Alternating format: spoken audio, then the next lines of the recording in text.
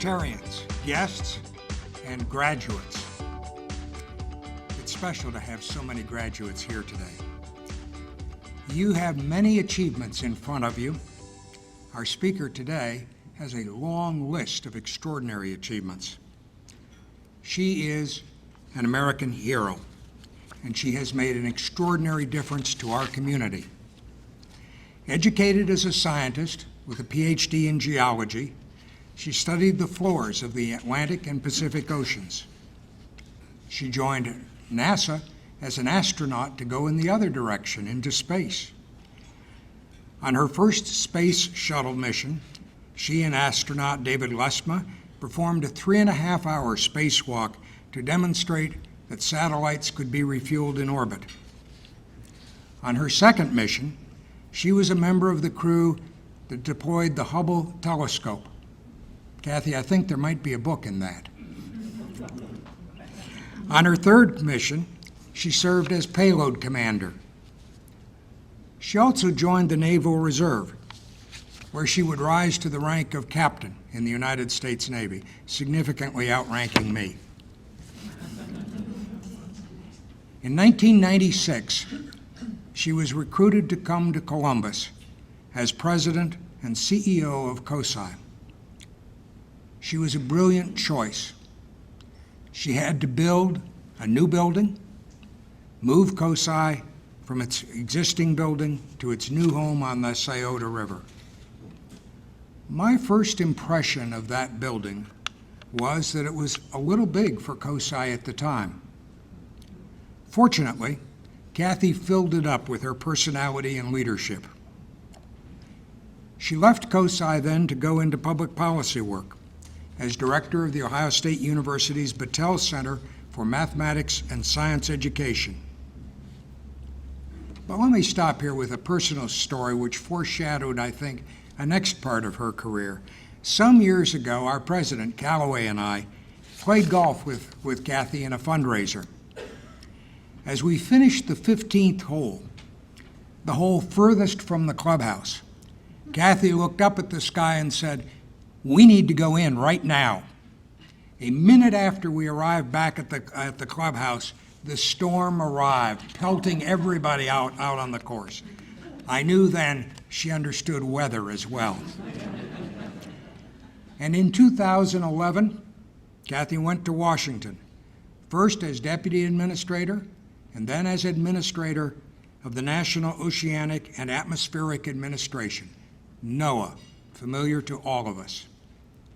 Now she has returned to Columbus as one of our city's extraordinary citizens. Please welcome our speaker, a scientist, an engineer, member of the National Academy of Engineering, a diver, an astronaut, an administrator, a leader, an American hero, Kathryn Sullivan.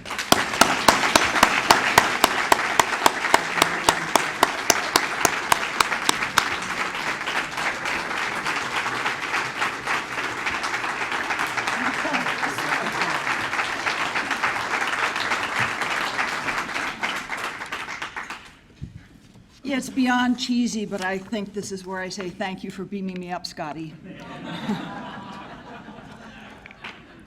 There was talk of a title slide. I don't know if that's going to come up or just be in the program, but fair warning, I almost never write out my speeches unless they're commencement speeches where it really matters to be on point and not overstay your welcome. It's not your day after all, it's the graduate's day.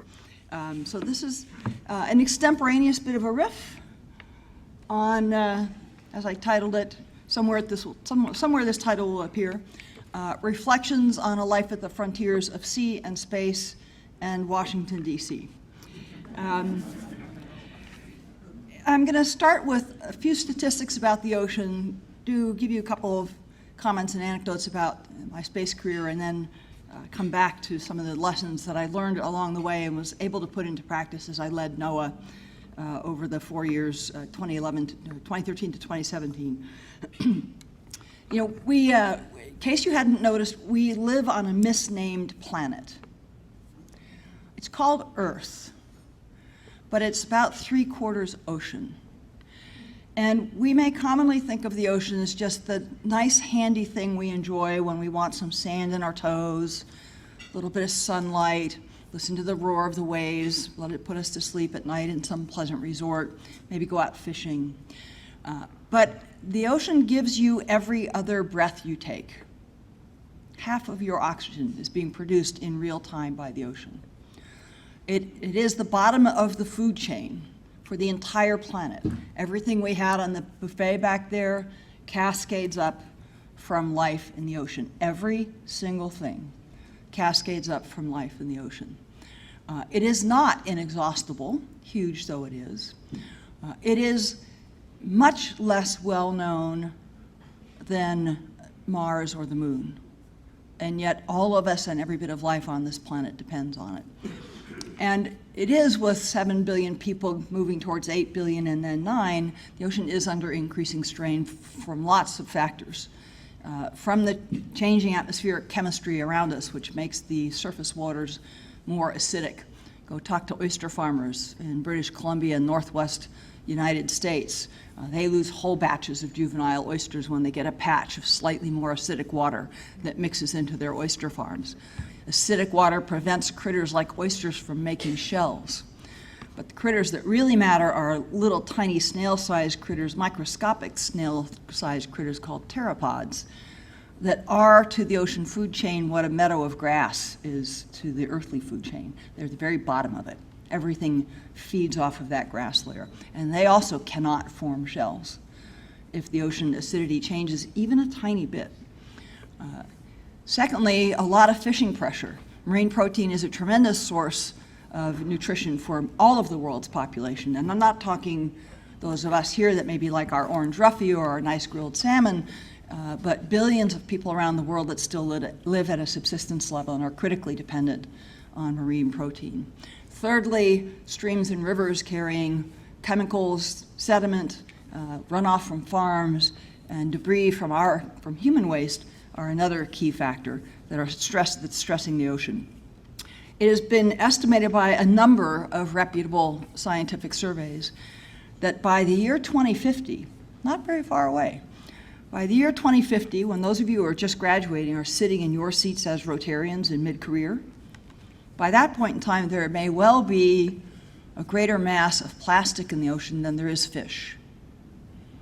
A recent survey at a very remote island in the Indian Ocean, small group of islands, found 373,000 toothbrushes washed up on those islands, and 975,000 shoes.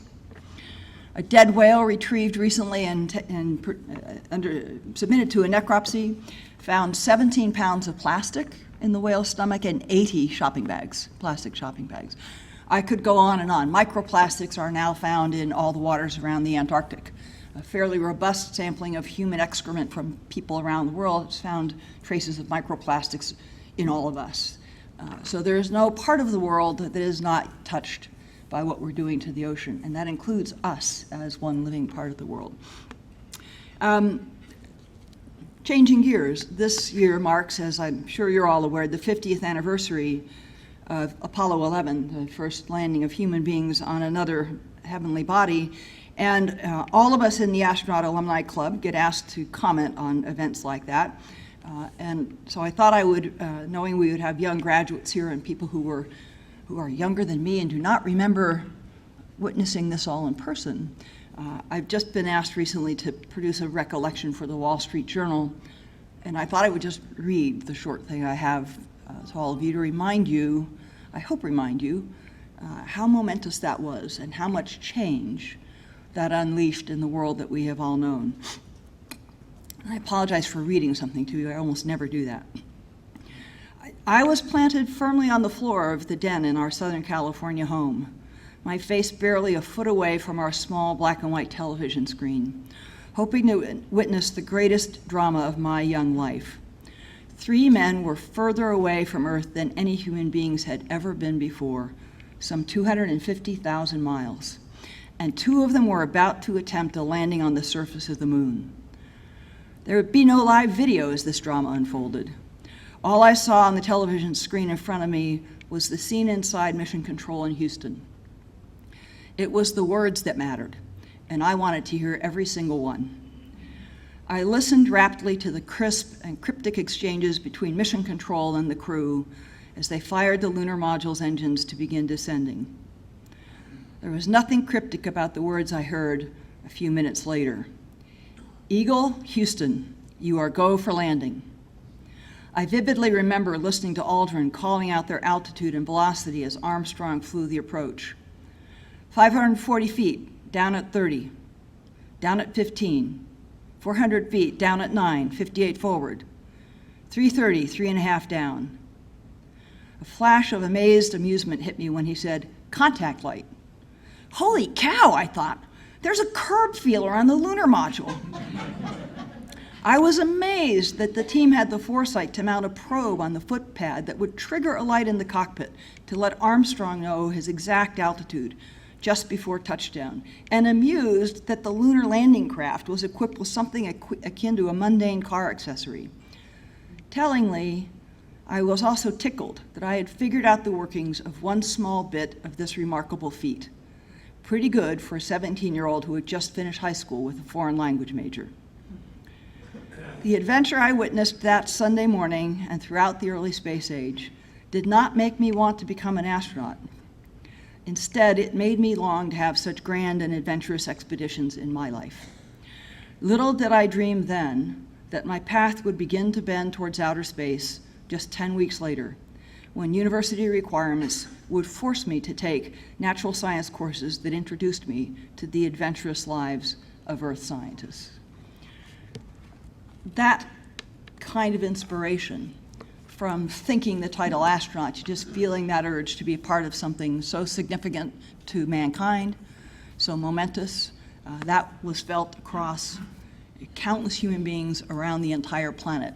As I've traveled in my capacity as astronaut over the years, one thing that has struck me is how rarely I meet someone from another country who says, when you went to the moon, meaning Americans. Almost everyone says, when we went to the moon. It genuinely came across to all societies as something humankind had done. They were part of it, despite not saying our Pledge of Allegiance, holding our citizenship, wearing our flag.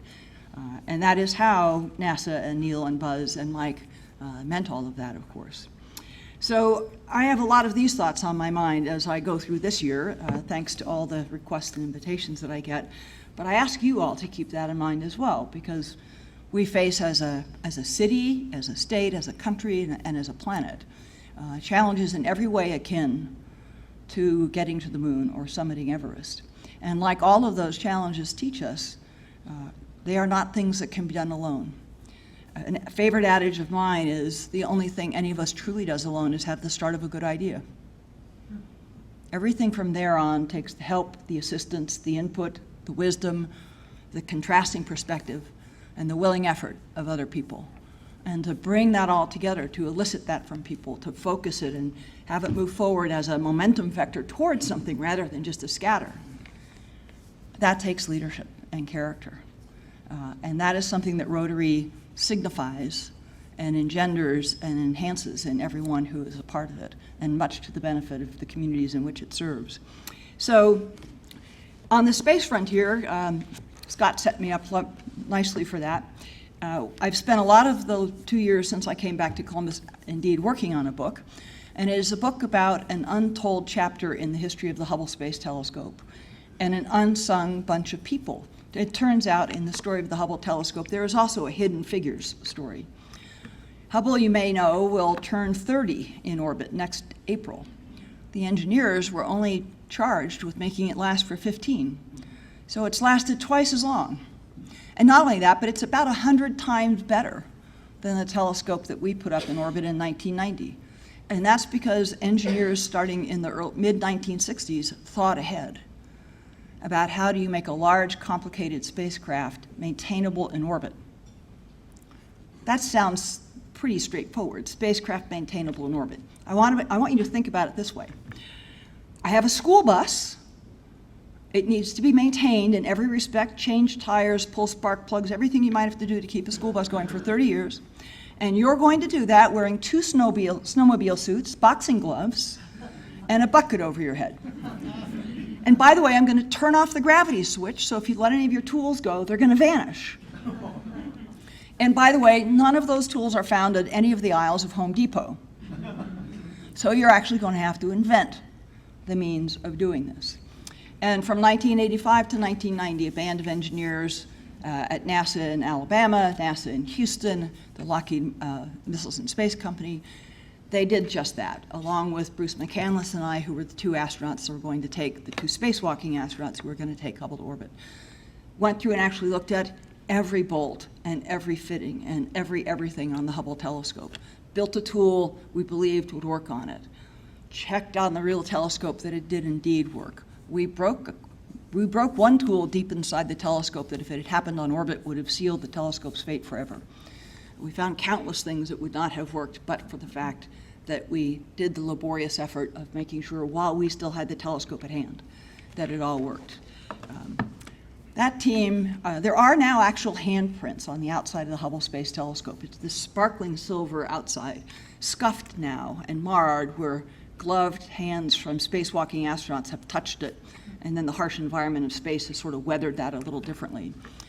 And so the title I chose as the title of my book, Handprints on Hubble, A, because there are handprints on Hubble now, but B, because this other band of people who from 1965 to 1990 made sure Hubble could become and could live the life it has lived. In my view, they have figurative handprints on the telescope as well. Their work is every bit as important to its current success and its current capability as is the work of my colleagues that went up and actually did the repairs. I don't take anything away from the folks that did those spacewalks, by the way. It is like building a cathedral on top of a good foundation stone to make a spacewalk that complex happen. And by the end, final Hubble servicing missions, they were doing tasks that were like precision microsurgery on a hand compared to the pretty simple auto shop tasks that we prepared for at the beginning. But the knowledge base, the tool kit, the reliability, that was pegged early on so that all of that could succeed. So I'll leave some propaganda around for any of you who are interested in the book when it comes out in November. It's MIT Press, cleverly timed for your Christmas shopping, but mainly timed for the 30th anniversary of Hubble next year in April. I thought I would close with a few bits of wisdom that have accumulated in my mind over the years that I find I still draw on regularly, and some of which are attuned maybe to the younger folks here still in their academic career. So just 4, and then I'll open the floor to questions. For the graduates and folks heading off to colleges and still working on certificates and credentials of different sorts, you might observe, you might take your high school or college diploma out that you just got and take a closer look at it. Here's one thing you'll notice, and it will be true of every other diploma you will ever get. There are 2 names on it. The name of the school that awarded it and the name of the person who received it. Here's a secret. The first name tells you the zip code it was awarded in and the price, the cost of it. That's all it tells you. The name, the text on that diploma that tells you what it's worth is your name, because it signifies what you put behind it. It signifies the investment you made. It signifies how eagerly, willingly, and openly you let that experience shape you, build your knowledge, build your skills, test your strength, forge your character. So there are always 2 names on a diploma. Only one of them speaks to what it's worth. The second thing, especially high school folks still probably mesmerized by GPA, another inside baseball secret, the day after tomorrow your GPA will never matter again. Harder for your parents to believe sometimes, but the day after tomorrow your GPA will never matter again. What will matter, and what you should focus on building in any of your work or educational experiences, is really reach out, lean in hard, and let that experience build your character and deepen your experience. Because that's what's going to put the worth behind that second name. And I promise you, no one's looking at your GPA starting about the day after tomorrow. From NOAA, we had our share of #MeToo incidents within NOAA before the #MeToo came about. And one of the things we really hammered down on as we worked to try to change that and change culture is how do we come together to do the work? There's nothing mysterious about culture. How do we come together to do the work? That's what it is. Culture is one of the things I don't agree. Some folks will say, well, he's leading it now, he gets to do it his way. No, not so. You don't get to re-pick what the purpose of Rotary is just because you happen to be president, or re-pick what the purpose of a company or university is just because you happen to be president. And you don't get to re-pick how people will treat each other, what culture it will be known for. I don't believe that. And so we really drove at NOAA, not in my NOAA. It's like what you have to drive to raise a safety culture. I will not be a bystander. I will not stand by while somebody does something unsafe. I will not stand by while somebody does something unethical, rips off the company, robs the customer. And I will not stand by while you treat someone differently than they should be treated. Not anybody. Not anybody. So never be a bystander. Be an upstander. And finally, for all of us, no matter where we are in life, I think we're a little more aware of it as we're finishing college or high school. I loved the visual of that gal in her cap and gown waving that big sign that says, I'm done, and I want to say, sweetheart, you are so not done. Because the final adage, and I'm stealing this lock, stock, and barrel from one of this year's Tony Award winners, the top of one mountain is just the bottom of the next, so keep on climbing. So thank you all for the chance.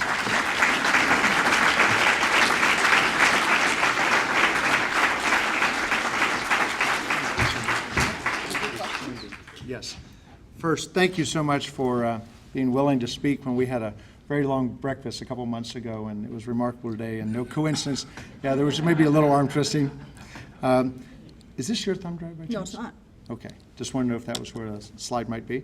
So some questions from the gathering, and we'll let you take those and repeat the questions. No such thing as dumb questions, and space cadet questions are allowed. Thank you for your comments. We've talked about STEM education for 30 years, and I know we've made some progress, but what's the next step? Are we doing enough, or what can we do to improve opportunities for people to study these subjects? So the question is, what about STEM education? A lot of focus for decades. Are we doing enough? What do we need to do? We've focused a lot on STEM schooling, as if schooling alone can solve the problem. I think we have to get back to where there needs to be a bit of a culture change. So it has to start at homes in a lot of ways. I rail against men and women, I hear it from both, who as parents, a young child comes home with maybe not a great grade in math, not a great grade in one of the, as subjects get a little harder, not a great grade. And how often have you heard someone say, well, that's okay, sweetie, mommy wasn't very good in math either. With the implication, and I turned out okay and I'm having a good life, so don't worry about it. Don't try. Don't double down. It's something that shows up in international surveys, interestingly, is in the United States of America, we preponderantly believe that STEM, or you go into something you are good at. So accomplishment is some innate ability factor. And in other cultures, other Western cultures in particular, and Asian cultures, you succeed and achieve in something you work at. They regard it more as a muscle than a gift. And so if first shot you try something, you're not great at it, you don't say, oh, well, I'm not good at that, I don't like it, and go pick something else from the grocery store. You work on building that muscle. Anything worthwhile in life takes that. It was typing fast, playing a musical instrument, getting better at sports, and similarly, to really master the sciences takes that. But the other thing I think we need to realize and find a way to handle better is we should raise the floor on what level of scientific competency and literacy we aim to instill in all of our citizens. You cannot live a life divorced from science and technology today. If you think that is so, just next time you go to the grocery store, all I'm doing is buying groceries. You're in a high-tech supply chain that probably reaches halfway around the world. You are critically dependent on science and technology in all of your life. You should aim to be an informed citizen, able to be part of the considerations for how that part of your world works, not some passive and ignorant consumer of and victim of. Don't be a cork along for a ride as the river flows. Be be a paddler in a canoe that can steer. So,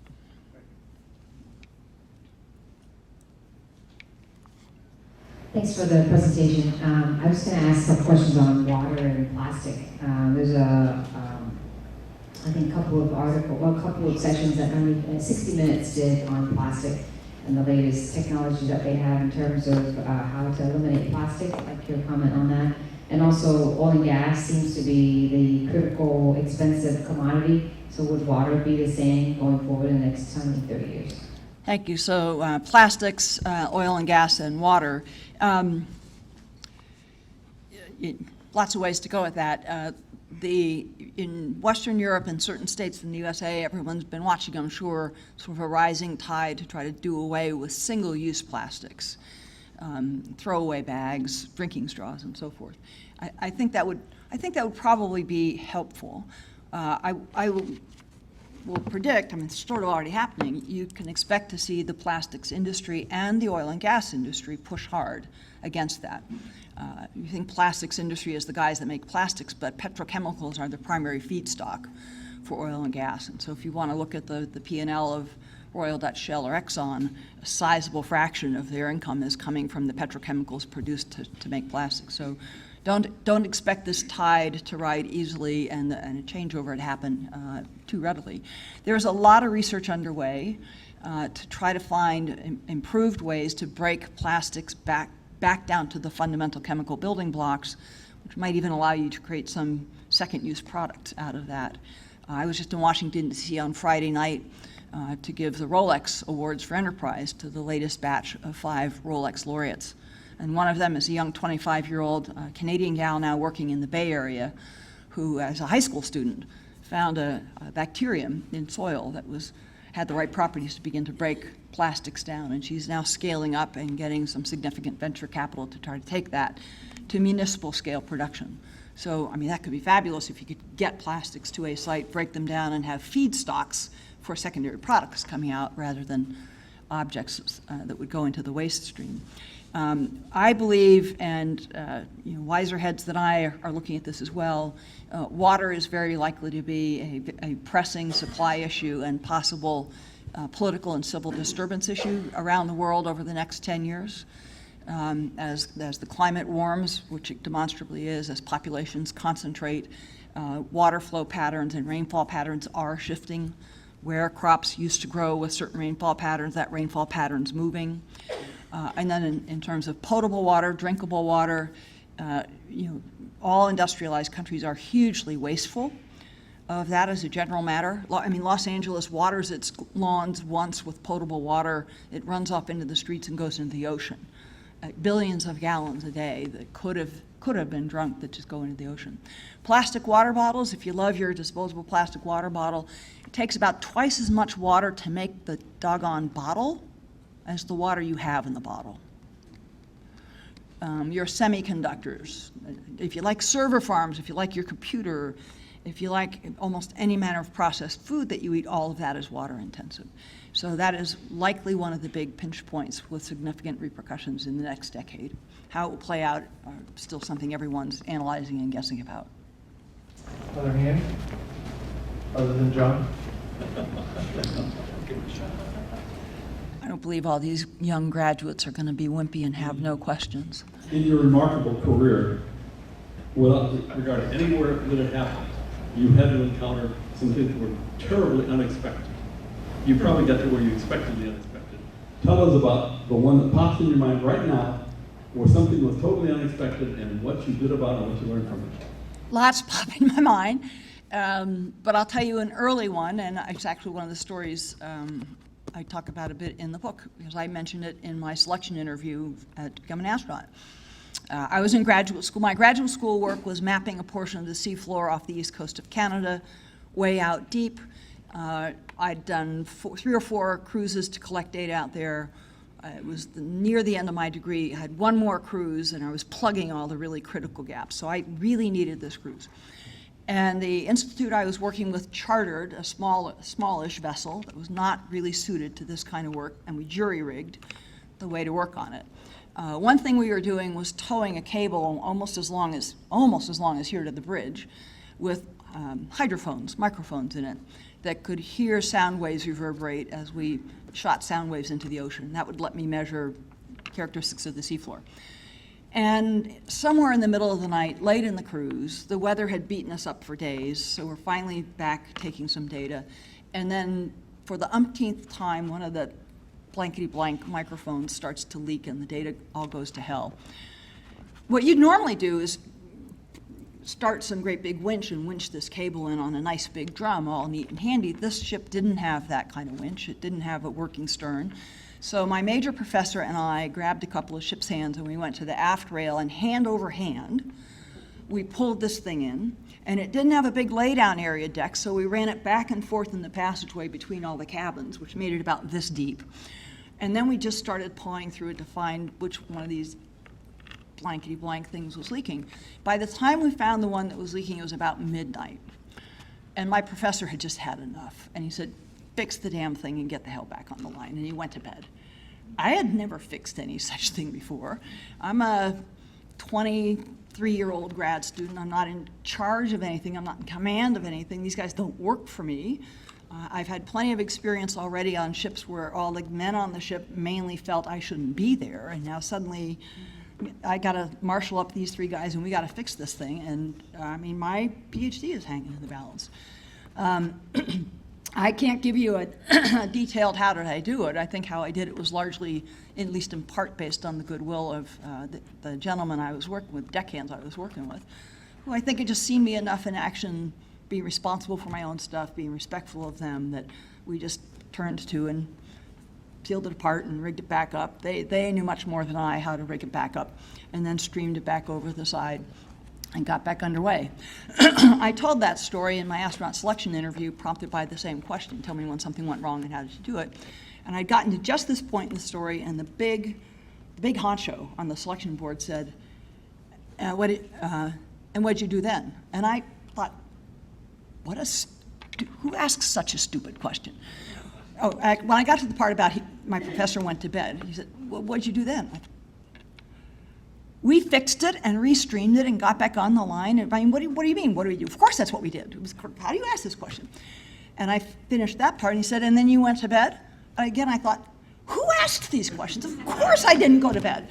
Got it back on the line and regained the nav, and I stayed up. It was not my watch, but I stayed up the rest of that watch to make sure the fix held. And then when the next guys were supposed to come on, I went to them and told them all of what had happened, and and then I went to bed. And this was, well, of course, who asks these questions? I evidently managed to swallow all that snarkiness pretty well in the interview because he selected me anyway. All right, there has to be at least one student here that's got, there. Last question, and Kathy, maybe you can take some afterward as well? Sure. I was wondering what advice you would give to someone interested in pursuing a career in environmental policy or protection. What do you think fundamentals need to do positive change makers? So I always advise students, make yourself master some part of science and technology. Whether you think you want to end up in a business pathway or a legal pathway or a policy pathway, because the unique and necessary set of skills is someone who can understand richly the science and technology underpinning of an issue.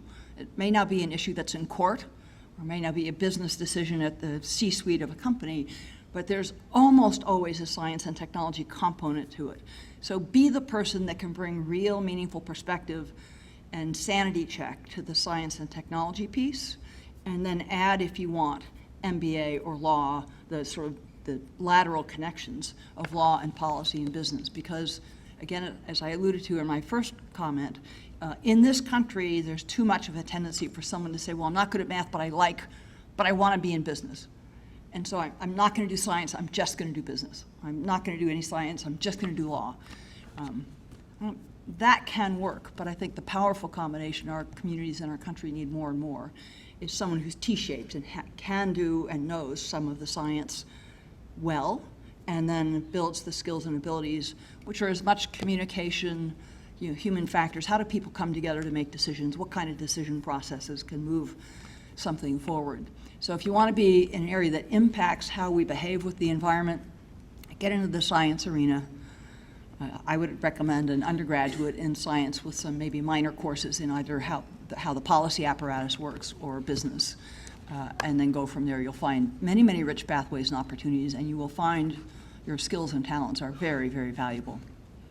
Thank you all again for the chance to visit. Thank you so much for speaking with us.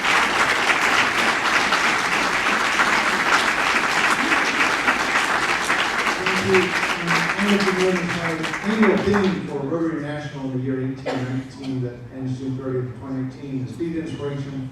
One, you couldn't have been more inspiring. Two, the graphic logo is particularly apropos for you because the president of Rotary International chose the waves of power to make change from his native home of Bahamas. Thank you for landing here in '96 and making such a difference to Columbus, and for returning 2 years ago. And with that, our meeting's adjourned, but Gail and I have a cookie for everyone on the way out with this year's logo for the last time. Thank you.